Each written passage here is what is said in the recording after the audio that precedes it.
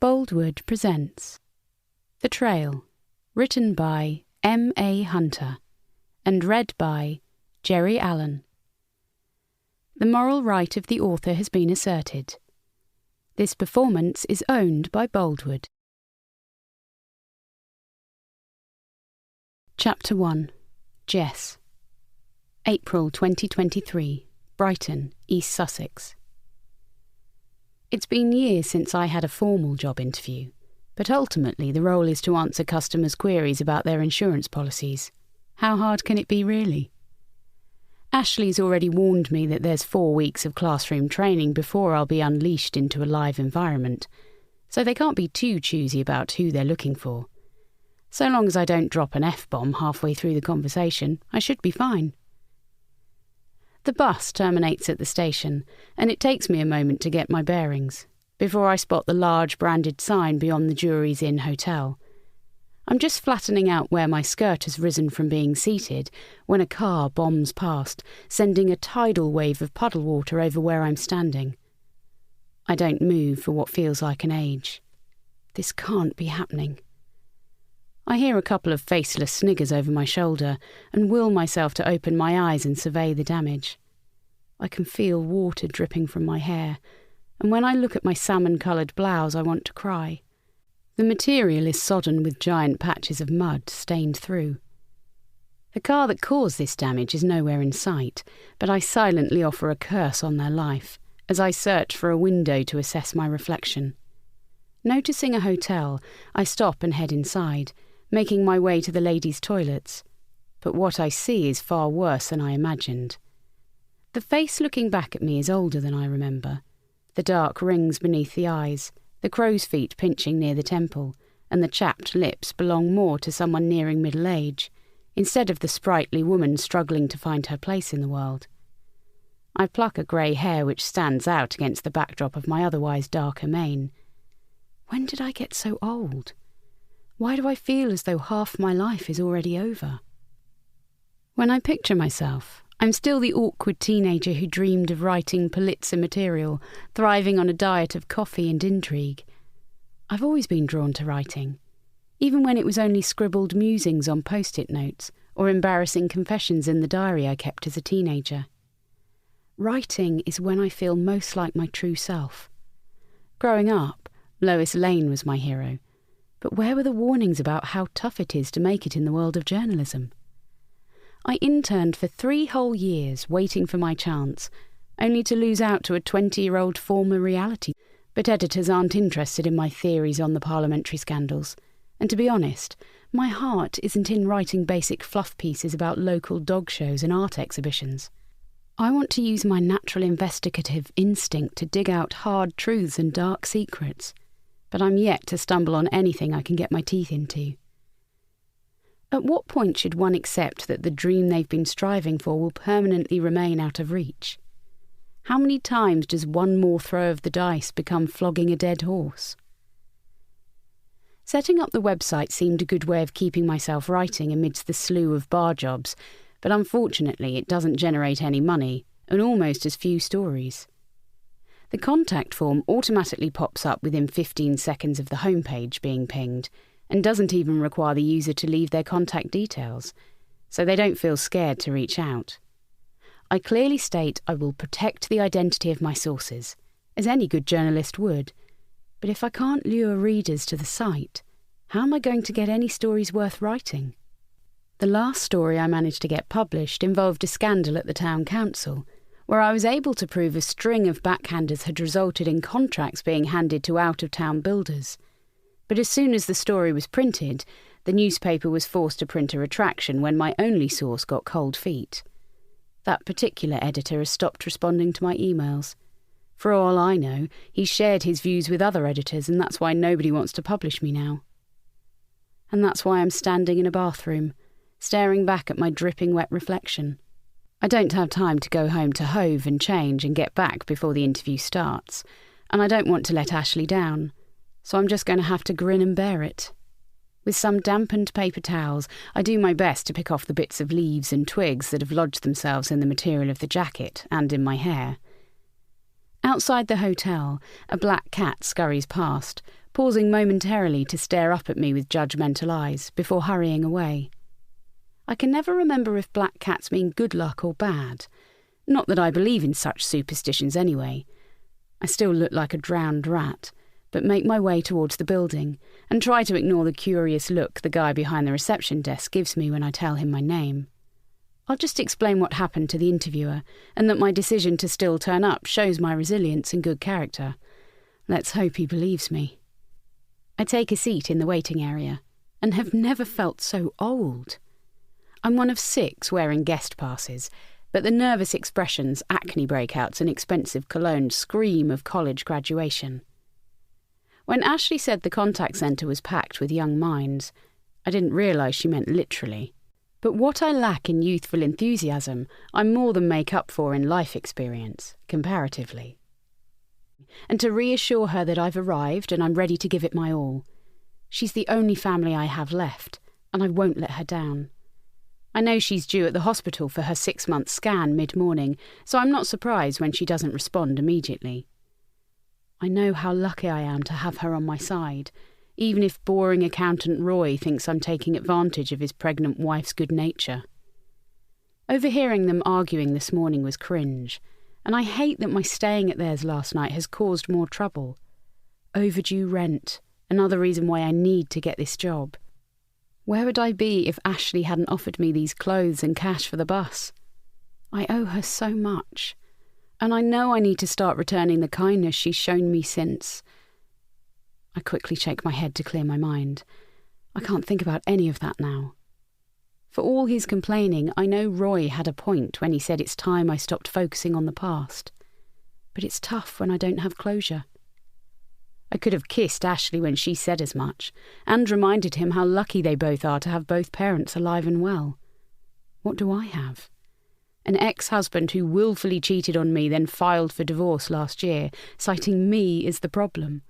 A landlord who calls round when he suspects I will be in pyjamas, and a website which costs more to run than generates any actual stories worth chasing. Most of the time, the only messages I receive through the site are from spam bots offering to promote my site on their sites at a cost I can't afford. Ashley never knew what she wanted to do when we were growing up. When she decided she wanted to move out of her parents' bungalow, she kind of fell into her position at the insurance company.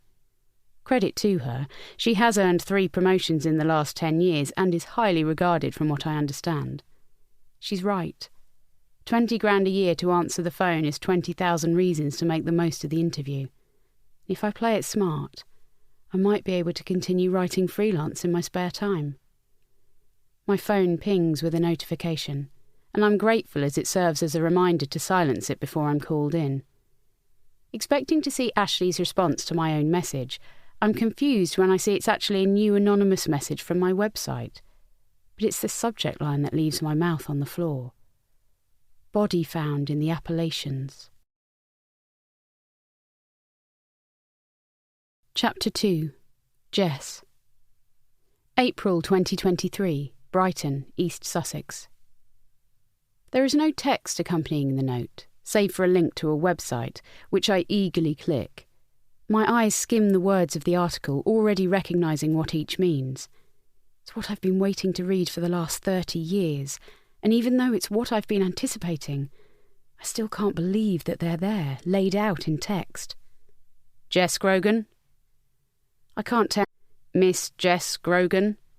The voice calls again, and this time I force my eyes towards the sound. Yes, I say, searching for the person calling out to me. I'm Jess Grogan. The young man in white shirt and navy tie is standing beyond the security barrier, glancing at the clipboard in his hand. You're Jess Grogan?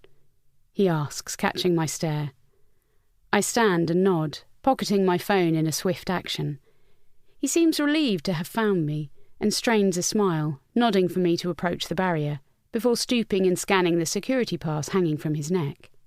The machine beeps and he ushers me through. I oblige and the arm of the barrier drops beneath the weight of my thighs. My skirt has adhered itself to my legs, making walking more difficult. He opens the large fire door through to the bank of lifts, and I catch the puzzled expression as I cross in front of him. Ordinarily, I'd try to crack a joke about swimming to the office to break the ice, but my head is all over the place. It can't be a coincidence that a body has been discovered in the same region she went missing from. I need to read the article in full.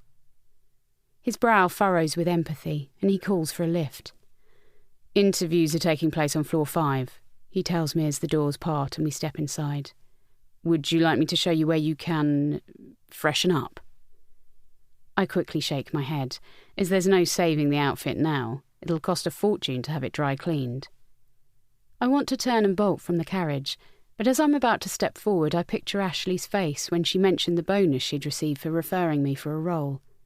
The doors close, and the carriage begins to ascend. It isn't too late to tell this guy I've made a mistake and need to leave, but I sense it won't reflect well if I ask them to postpone the interview. My choice is simple: hurry through it, or walk away and snub my best friend's efforts. It isn't even a choice. The doors part and I exit first. I spot a woman in a tabard emerging from what must be the ladies' toilet, and I tell my escort I've changed my mind and will freshen up, ducking in through the door before he has a chance to argue. The doors to the 2 cubicles are both open, and I'm relieved to be alone. I drop my bag on the counter beside the basins and flatten my palms on the smooth ceramic, allowing my head to dip while I try to take calming breaths. The scent of disinfectant fills my nostrils, but beggars can't be choosers. I need to get my shit together. If only I hadn't checked my email. I raise my eyes and stare back at the tired reflection of a woman who just needs a lucky break. "You can do this," I tell her quietly. She nods back at me, but I can see the doubt in the wrinkles of flesh above her nose. And I cave, yanking it open, and unlock the screen. The bold letters of the headline stare back at me. Body found in the Appalachians. I spy today's date in the top right-hand corner of the screen, but I don't recognise the news outlet reporting the discovery. Must be some local East Coast publication. There isn't a great deal of detail, save for the fact that the discovery was made by a couple of through hikers who'd lost their bearings and inadvertently left the trail path. A mountain rescue team has been called to navigate the logistics of extracting the remains from the cavern where they were discovered. I'm reading too much into it. The Appalachian Trail extends over 2,000 miles from Georgia to Maine, crossing through 14 states in all. Being such a vast area, people must go missing all the time. Doesn't mean it's her. My head snaps back up and I stare at the terrified woman facing me. There hasn't been a single day when I haven't imagined the moment I'd finally have closure. But I never pictured myself receiving the news in a musty toilet. I flick back to the email message, looking for any clue as to who sent the link. But they've chosen not to reveal their identity. It was Bruce's idea to include a bit about my mum's disappearance on my website, but it's been years since the site generated anything valuable. And why now, when I'm about to turn my back on journalism for the last time? I can't help but feel the hand of fate, or something else, dragging me back to where I'm supposed to be. Get your shit together. I take a deep breath and run the tap until the water warms, and then splash handfuls onto my cheeks, dabbing them with a paper towel. It's just an hour, and then I'll be free. I discard the damp paper towel in the bin, grab my bag and pull open the door. The floor I am then led to is open plan with pods of 6 desks where staff members are busy chatting into headsets. A rhythmic beat is drummed on keyboards as we move along the floor towards 2 closed doors at the end of the room. The blinds are drawn on the floor-to-ceiling windows, as if some great secret is hidden beyond. "This is your 11 o'clock, I hear, the words announced to those beyond the doors before my name is added. The room is about 3 metres wide and a couple of metres long, with the table in the centre, behind which sits a woman with a pointy nose and half-rimmed spectacles. She instantly reminds me of the school librarian who used to take pleasure in shushing me and my friends. I smile as I force eye contact, but she doesn't reciprocate. Instead, her gaze takes in my sodden appearance, but I don't even try to explain. The guy beside her must be in his early 50s, his head shaved to hide the rapidly receding hairline. He nods for me to sit at the single chair across from them, a pen, "Welcome, Jessica, is it? Jess, I correct, but smile to show I'm used to the slip. Ah, Jess, thank you, he says, scribbling a note on the pad before him. I'm Mike, and this is my colleague Sharon. We're recruitment managers for the company, and the plan today is to ask you several competency-based questions to help us get an idea of who you are and how you might fit into the operation. Corporate speak. I detest it. Can I get you something to drink before we begin? He asks. The last thing I want is to drag this out any longer than necessary. I'm not thirsty, I say, glancing up at the clock that hangs on the wall behind them. Frustratingly, the hands don't appear to be moving. He glances at his colleague, who offers a short nod, and then fixes me with a hard stare. We'll begin by looking at the CV you sent in with your application, she says, her accent a thick, nasal Northern Irish. It says your current employer is the Sussex Express. Can you elaborate on what you do for them?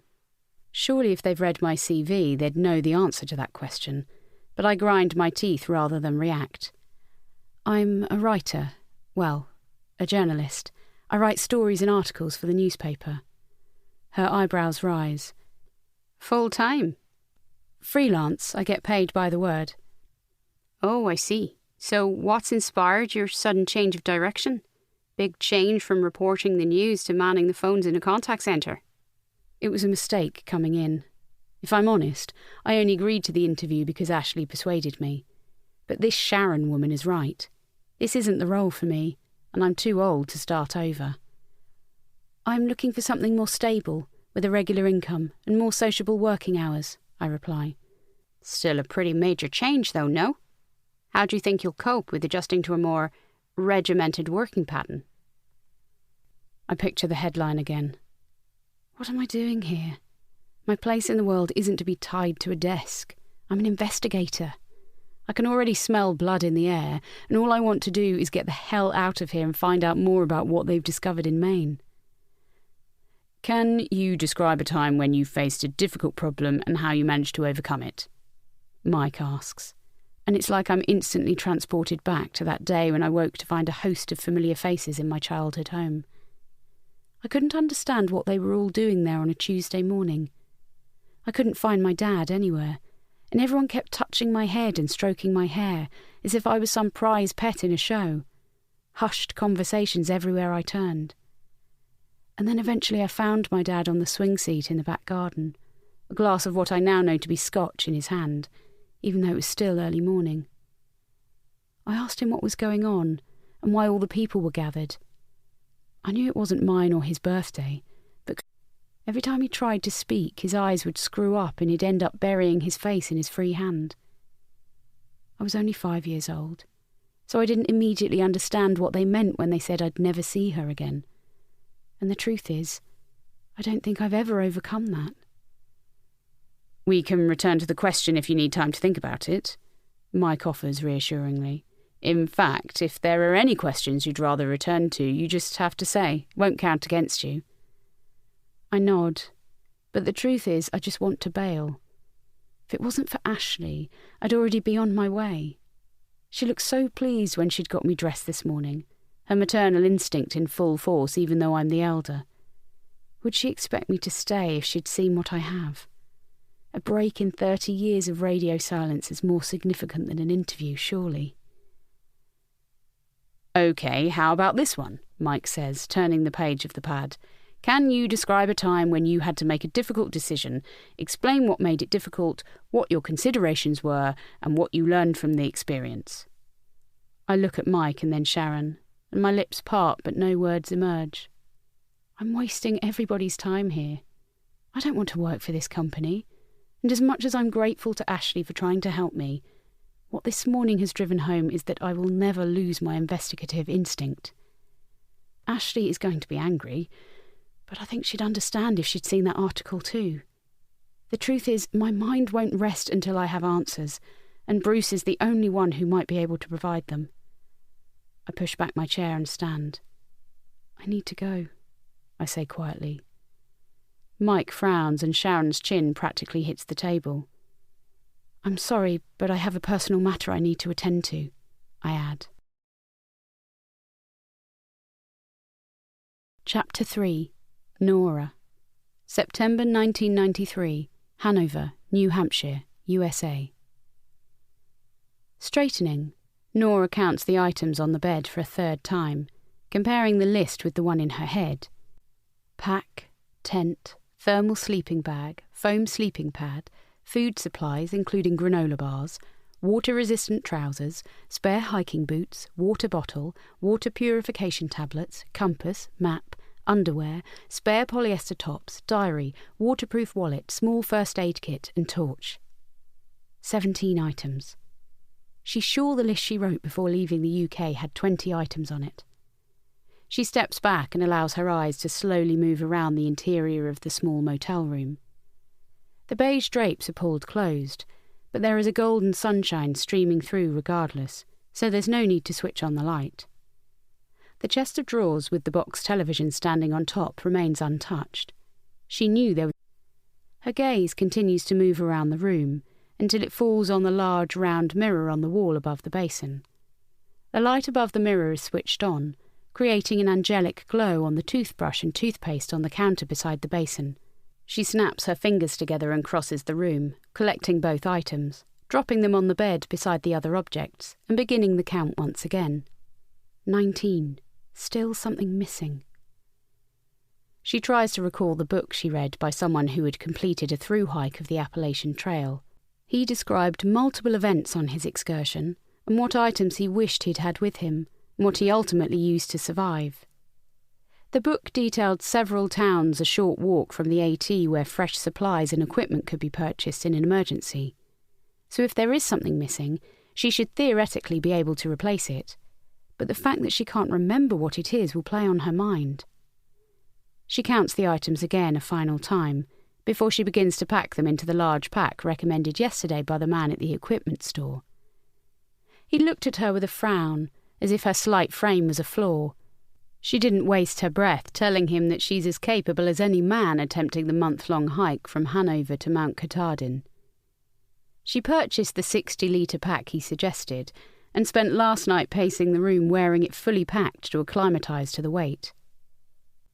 She carries the pack to the door of the room, before returning to make the bed, even though she knows the motel maid will be in to change the bedding at some point. That's when she spots the Polaroid image of Jess on the floor and immediately scoops it up. 20. She kisses her daughter's face and presses it to her heart. The one item she brought with her that can't be replaced, and she almost left it behind. She must have fallen asleep holding it. Just seeing the green eyes with hazel centres tugs at her heartstrings. She recalls the last time she got to breathe in the divine scent of her daughter's skin, how her beautiful smile had been replaced by an angry scowl, and how those eyes had spilled tears of disappointment. Her heart breaks again as she recalls the venomous words Jess snarled as Nora headed out to the waiting minicab. "I promise I'll be back before you know it," she called over her shoulder. "I love you, my angel." Not for the first time she questions whether she made the right decision in adding her name to the list at the PTA evening and signing up to this adventure. But what choice did she really have? Without an urgent heart transplant, 4-year-old Ashley Torrance won't live to see her next birthday, and the poor mite has already spent too many hours stuck in hospital being poked and prodded and wired up to machines. What kind of existence is that for a child? Bake sales and raffles are all well and good, but they won't make the kind of money that will make a difference. And it's not like 12 other volunteers have already flown back after completing their sections, and in a couple of hours, Nora and her team will swap places with the next 4. One day, she'll make sure Jess understands why she felt it necessary to volunteer, and she will do everything in her power to make it up to her. She glances at her watch. 8. Which means it will be 1 p.m. back in Brighton, so Jess won't be home from school yet, and Frank will still be at work. There's no phone in the room, so even if she wanted to call and leave a message, she'd have to go searching for a payphone in a town she's unfamiliar with. She looks at the photograph again and zips it into a small pocket deep inside the pack where it will stay dry. She starts at a knock at the door. Opening it, she sees Bruce, strapped into his pack, smiling back at her. His hair is perfectly combed to the side as always, and his colour-coordinated ski jacket and backpack make him look as though he's just stepped out of a catalogue. "The others have headed to the diner down the street for breakfast. I said I'd come and get you," he says. She leaves the door open and heads to the bathroom to switch off the light above the mirror. "I'm not hungry." Bruce steps into the room and lowers his pack to the floor. "Are you okay?" She offers a nod of reassurance she isn't feeling. "I'm fine." "Well, that's good, because I'm bricking it." His face softens into a smile. "It's okay to be nervous about what's to come, but this might be the last cooked breakfast we have for a few days. Better to leave with a full tummy." She doubts his concern would extend to the others, but returns the smile. "I just keep thinking, what is a girl from Lancashire doing here, pretending to be, I don't know, Indiana Jones?" Bruce chuckles, rubbing his temple. "What about me? I'm a 40-year-old primary school teacher from Kent. If my university friends could see what I'm attempting, they'd have me committed." Nora shakes her head. "At least you're in shape. You've run marathons and spend hours at the gym. This is the most exercise I've had since giving birth." "I've run one half marathon, and that was years ago when my midlife crisis first started. If I could go back in time and meet the version of me that ever thought this was a good idea, I'd give him a good talking to. At least you're younger and not overweight like me. And I can't bench press to save my life. You should see some of the guys there. Now they're real pros. I'm just a guy who gets hot and sweaty without really achieving any muscle gain." "Let's just agree that we're both crazy and that it's too late to do bugger all about it and go, shall we?" He lifts and passes her pack to her, before securing his own. "Sounds like a plan." The diner is a 5-minute walk from the hotel, and although the sun is bright, there's a crisp bite to the breeze, so Nora has no regrets about opting for the green fleece-lined jacket. They pass signs advertising free lodgings. This town is clearly one that embraces its place in the Appalachians and welcomes hikers of the AT with open arms. Even so, she can't escape the feeling that they're being watched, and keeps her eyes glued to the sidewalk. It feels in stark contrast to the mining town she grew up in. If her parents could see her now, would they feel proud of the choice she's made, or criticise her for abandoning her husband and daughter? She honestly doesn't know. Her father never approved of her marrying Frank, the 10-year age gap between them not helping, and they'd made less effort to stay in touch when she agreed to move to the south coast with him. Even when Jess was born, she'd expected her widowed father to embrace grandparenthood, but she now buys an extra birthday card for Jess in case he forgets. The others are already seated in a booth when they arrive, and judging by the mound of packs sitting just inside the doors of the diner, they're not the only group heading for the AT today. "Finally," Charlie says, instantly raising his hand to flag down the waitress. "Sleep well?" Ken asks, handing them both laminated menus. "Like a baby," Bruce says, sliding in beside Charlie. "You?" "Didn't want to get out of bed this morning," Ken replies, his Swansea roots more apparent in contrast to Charlie's Californian twang. "Do you realise it'll be days before we get to enjoy such luxuries as mattresses and pillows again? How are you doing, Nora?" She nods and tries to smile through her anxiety.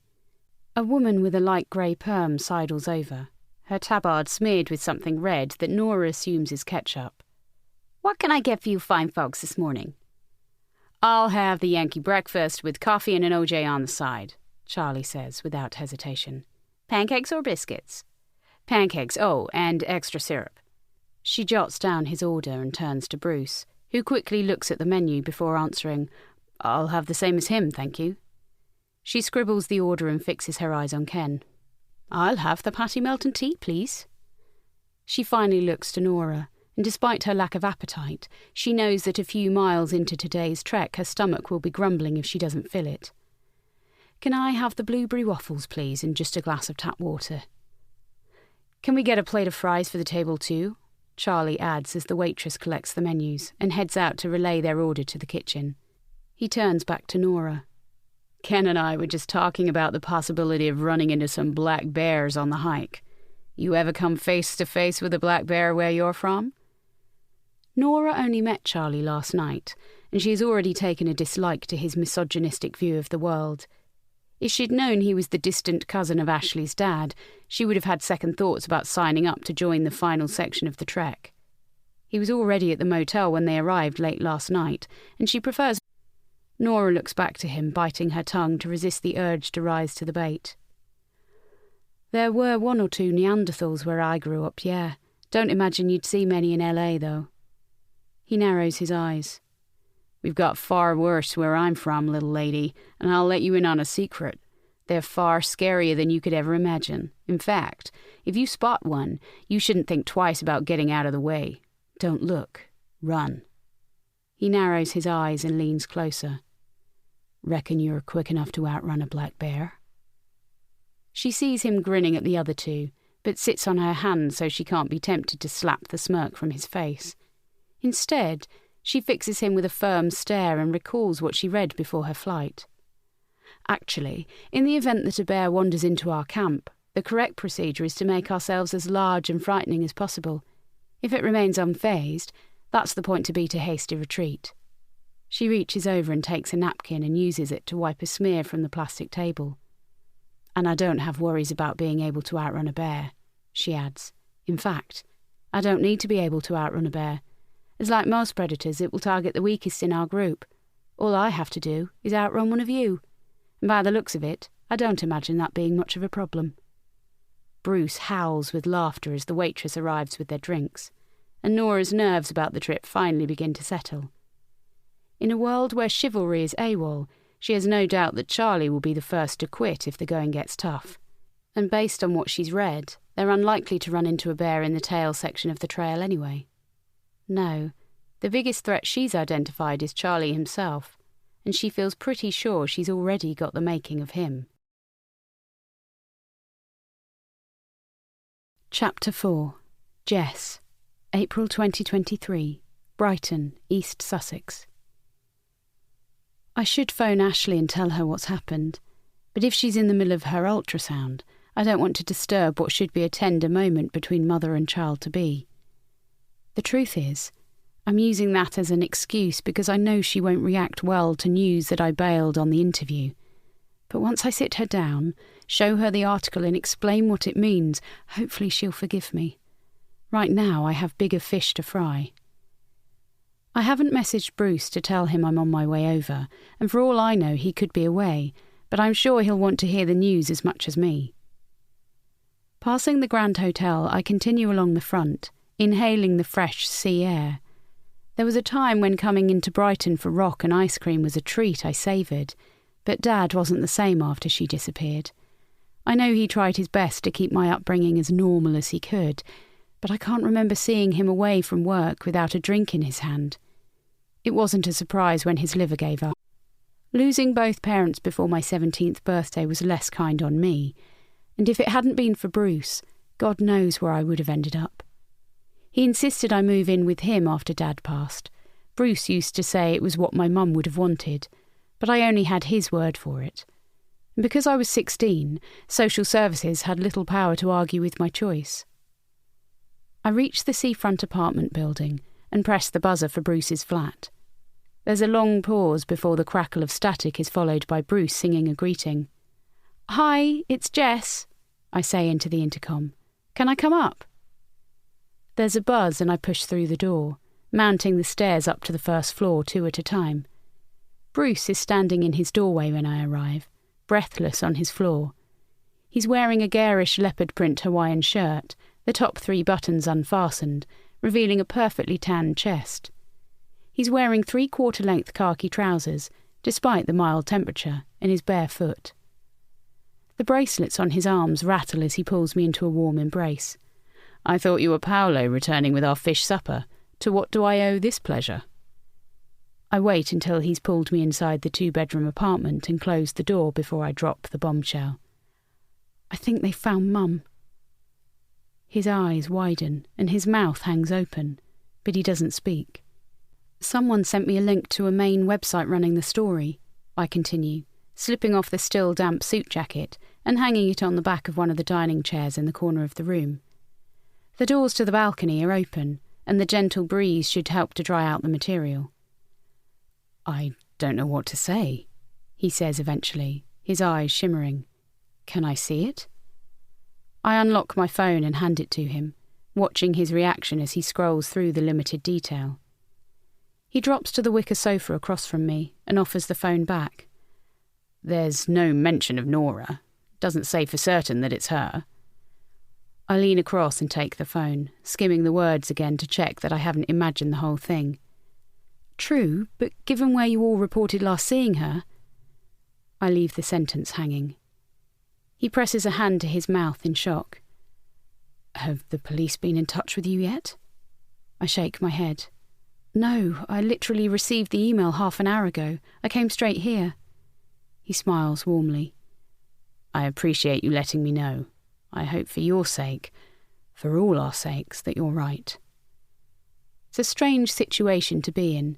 For any normal person, hearing that a loved one's remains may have been found would be treated as a tragedy. But when that loved one has been missing with no explanation for 30 years, the prospect of closure feels like a blessing. He points at my outfit, brow furrowed. I'm almost reluctant to ask. I feel the corners of my mouth lift. He always knew how to lighten the mood. I had a job interview down the road when Mother Nature decided to conspire against me. He sits forward, legs and arms apart. An interview? For another periodical? I wish. No, at a call centre. He can't keep the surprise from his tone. Oh, I thought you were going to tell me one of those broadsheets finally realised your quality and had come begging for your services. Your talent is wasted down these parts. Bruce has been my biggest cheerleader for the last 19 years. Even when he was coming to terms with his own identity, he has always championed my desire to write, and together he and Paolo have reminded me that even in grief the world keeps spinning. He sits back in the chair and pulls one of the brightly coloured cushions across his chest. His tan, which covers every inch of skin from the top of his clean-shaved head to his toes, is far too golden to be natural. The 3 days of heatwave last week wouldn't have been enough to create such an even glow. I still remember a time when the thought of sunbeds, lurid shirts and pierced ears would have felt alien to him. He's come a long way since he returned from that trip to the States. Why haven't I? He purses his lips together. I sense you're waiting to ask me something. Don't be shy. You know we have no secrets. I exhale sharply. Tell me again the last thing you remember about her. He cocks his head and smiles empathetically. I remember Nora was a funny, adventurous and kind woman who loved you to pieces. Here we go again. Always the same answer. Then why, when I was only 5, did she willingly leave me behind to go off gallivanting on some hike? I don't mean to shout, but it still bothers me that she was prepared to go travelling for a month when I was at home and needed her. I've heard Bruce justify her actions countless times, but it isn't good enough. I should have been her whole world. He takes a minute before responding. Your mum made an incredible sacrifice to help a family in desperate need. She didn't take the decision lightly, and I can tell you she regretted not having you with her every step of that hike. Then why didn't she take me out of school to go with her? It's not like I wouldn't have been able to catch up. She wanted to, believe me. But your dad wouldn't have it. He was the pragmatist in their relationship, and he knew Nora wouldn't have been able to focus on the challenge and take care of you, which would have meant him flying over too, and there was no way he would have got time off work to do that. For years I hated her for going, I say, lowering my eyes. It wasn't fair that so many of you went over and she was the only one who didn't return. Bruce doesn't answer, but he stands and crosses the room, wrapping his thin arms around me, holding me close. I can see how that wouldn't have been easy for you, and you know your mum would have done anything for anyone, especially her goddaughter. I'm not exaggerating when I say Ashley wouldn't have seen her 5th birthday if it wasn't for that hike. I said some awful things to her the day she left. He kisses the top of my head. I know, but she knew you didn't mean any of it. You were upset because you were going to miss her, and I don't think many moments passed when she wasn't thinking or talking about you. She was so proud, and it's only because she believed you were strong enough that she even contemplated going through with the challenge. You shouldn't beat yourself up over words spoken in the heat of the moment. She knew you loved her, and she cherished you. Tell me what you remember about the days before you last saw her, I say, holding him tight so he can't break free and avoid the subject. Do we really need to go over this again? She was in a bad way, can't we just leave it at that?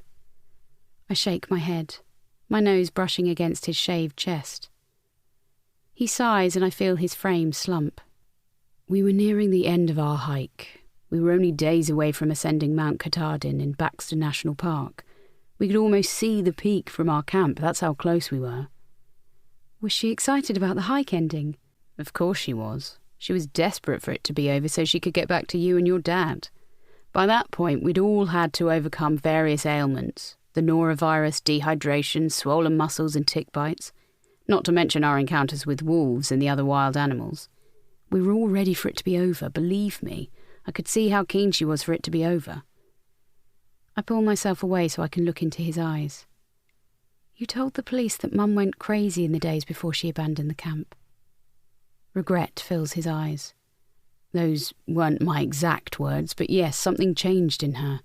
At the time, I put it down to a negative experience with drugs. That's something that never sat right with me. Mum wouldn't willingly take drugs. She was fervently against that kind of thing. As was I, but you have to bear in mind that we were all away from our everyday lives, and some of the group, Charlie in particular, were determined to make the most of it.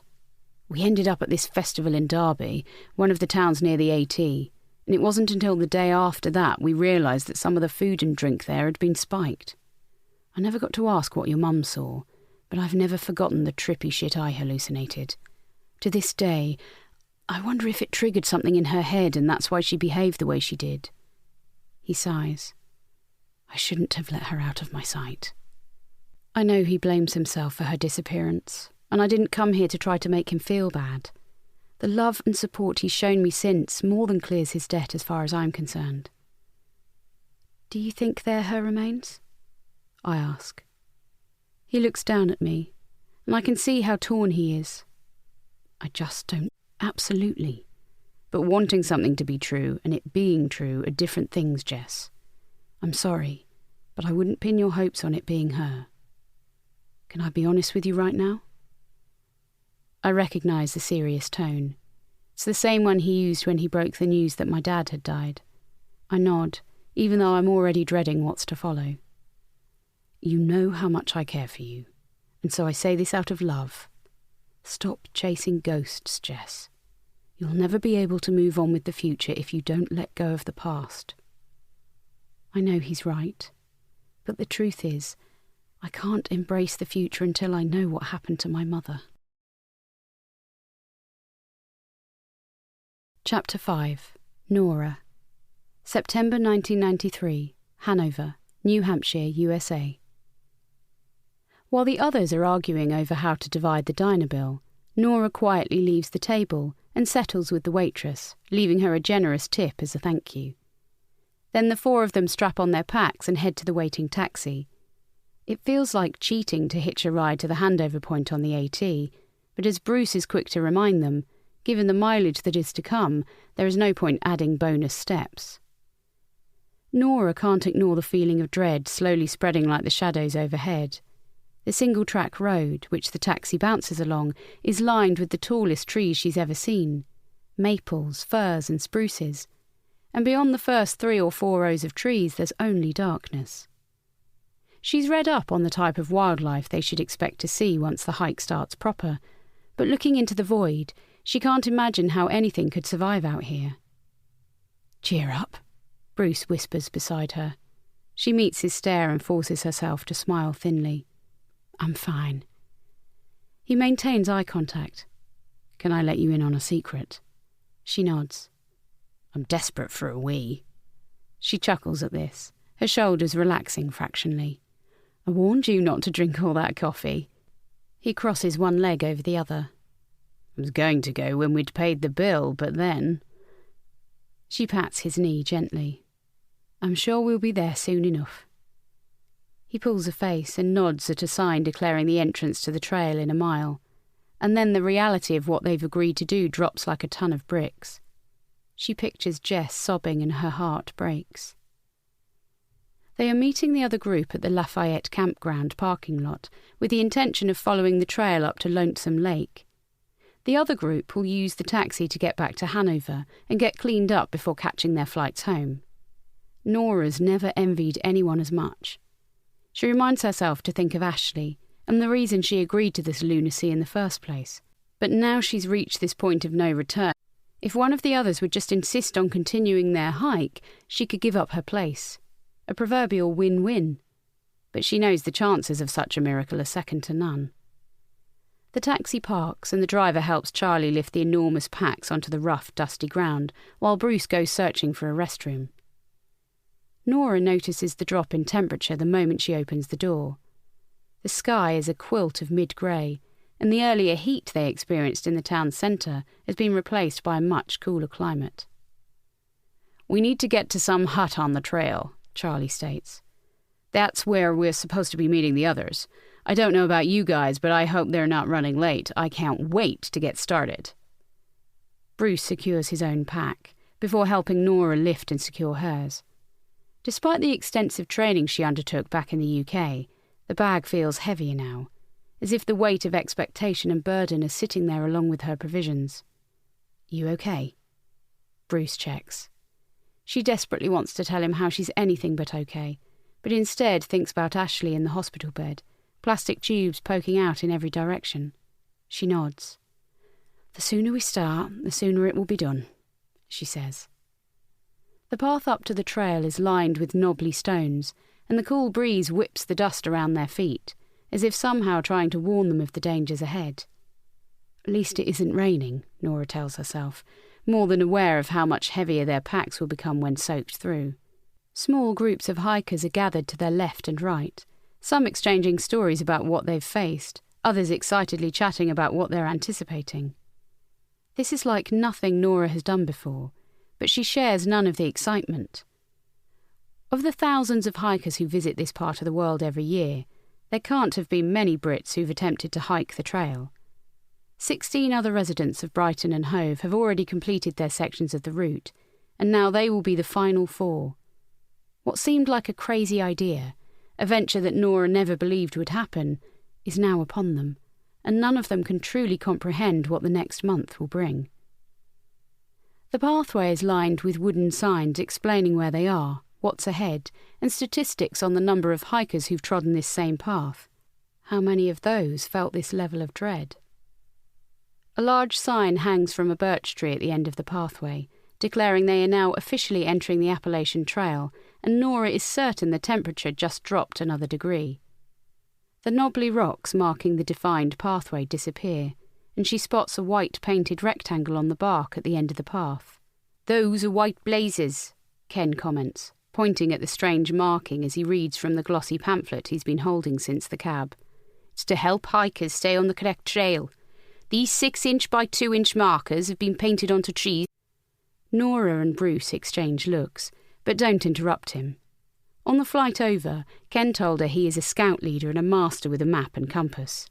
"A team of volunteers freshen them on an annual basis, and there are literally tens of thousands of such markings on trees from Springer Mountain in Georgia all the way to the top of Mount Katahdin."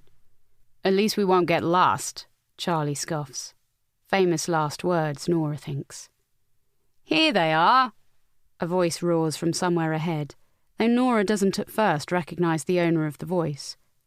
They're due to be meeting Andy, Max, Simeon and Joanna, but the 4 people sitting on the edge of a giant boulder look nothing like the people she met with at the multiple events leading up to this. Bruce and Ken approach, while the group tentatively hops down from the boulder they were sitting on and limp over. Joanna Koscienski was already athletic-looking, but the woman with the bandana tied around her muddy face is practically gaunt. Gone are the gold-hooped earrings and long plastic nails. It seems an effort for her to raise an arm and wrap it around Nora's neck. "Hello, stranger," she says, and Nora instantly recognises her working-class accent. Nora returns the hug, but there's nothing of her. Joanna looks as though she's been held in segregation on basic rations for the last 4 weeks. The transformation is unbelievable. Surely this can't be the same woman with whom she shared a bottle of Chardonnay 2 months ago. Her daughter Becky is slightly older than Jess, and Nora can't bring herself to ask how much she's missed her. "Are you a sight for sore eyes?" Joanna says, releasing her grip and studying Nora's face. Likewise, you look so different. Joanna lifts a clump of her mud-spattered fleece and says, Reckon I've dropped a couple of dress sizes. She smiles. How are you feeling about the hike? Can't wait, Nora lies. Believe me when I tell you it's going to be nothing like you expect. Oh, and whatever you do with your food, make sure you keep some chocolate back. Over the coming days, there will come a point where you ask yourself exactly what you're doing here. Think I'm already there, Nora quips. No, I'm talking like seriously. You're going to reach a point where you just want to give up and turn back. Happens to all of us. No matter the cajoling, you'll just want to sit down and let nature decide your future. That's the point when you need to pull out your secret stash of chocolate. You need something to force you back to your feet. Nora gulps audibly. Here I was hoping you'd tell me what a wonderful time we have in store.